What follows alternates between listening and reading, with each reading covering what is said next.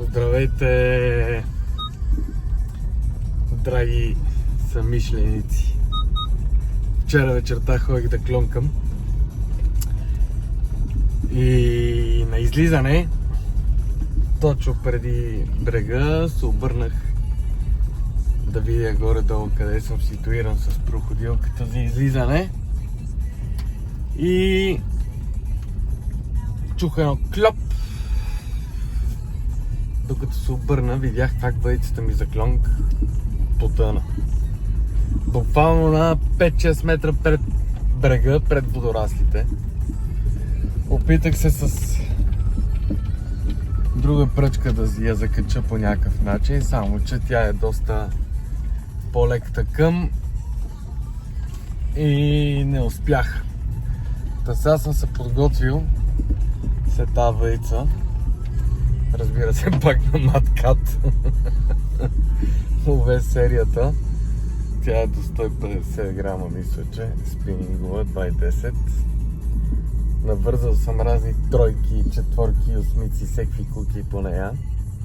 Плюс тежест. И сега отивам да се опитам да си извадя въдицата. Въдицата падна с цялата. Макара, тизър, изтръв на тизъра, един огромен гроз пиявици и един огромен гроз комбинирано с дебел хубав земен червей сомски. И така, та сега отивам натам. Натам, това е Мечкарево, град Сливен. Та сега отивам, стиските палци да видим дали ще успея да изкарам. Айде! Си изкарах въдицата от водата, която падна с нощи. Ей.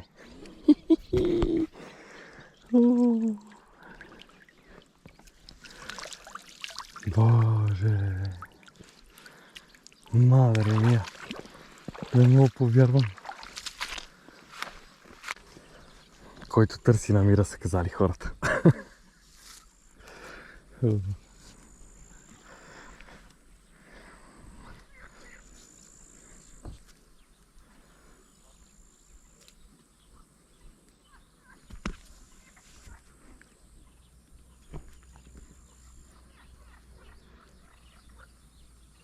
нощи си изпуснаха тази въдица, докато клонкам. Клонковата изпадна от